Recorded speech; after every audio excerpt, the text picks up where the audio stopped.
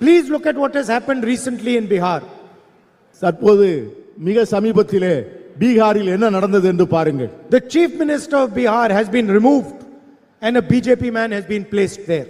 பீகாரிலே முதலமைச்சராக இருந்த நிதிஷ்குமார் அவர்கள் நீக்கப்பட்டு அந்த இடத்திலே பாஜகவை சேர்ந்த ஒருவரை முதலமைச்சராக அமர்த்தியுள்ளார்கள். Why? Because the chief minister of Bihar is compromised. ஏன்? அங்கே இருக்கின்ற முதலமைச்சராக இருந்தவர் அவர்களிடம் சரணடைந்து அவரிடம் சமரசம் செய்து கொண்டார்.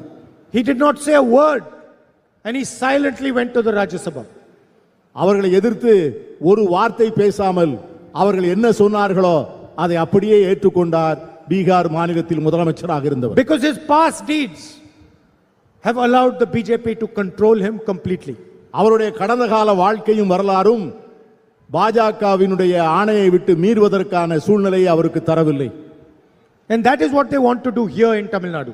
அதைத்தான் தமிழ்நாட்டிலும் செய்ய நினைக்கிறார்கள். They want to have a government which they fully control. அவர்கள் தங்களுடைய முழு கட்டுப்பாட்டில் உள்ள ஒரு அரசை தமிழ்நாட்டிலே கொண்டு வர நினைக்கிறார்கள். They want a chief minister who does exactly what they say. இங்கே தாங்கள் என்ன சொல்லுகிறார்களோ அதை செய்வதற்கான ஒரு முதலமைச்சரை இங்கே பணியமர்த்த ஆசைப்படுகிறார்கள். And that is something that we are never going to allow them to do.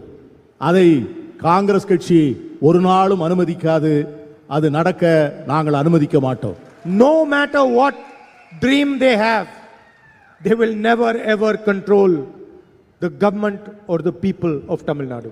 அவர்களுக்கு எந்த கனவு இருந்தாலும் சரி, எந்த ஆசைகள் இருந்தாலும் சரி, அவர்கள் ஒரு காலத்திலும் தமிழ்நாட்டில் உள்ள அரசாங்கத்தை தங்கள் கட்டுப்பாட்டில் கொண்டு வர காங்கிரஸ் கட்சியும் நாங்களும் ஒரு நாளும் அனுமதிக்க மாட்டோம்.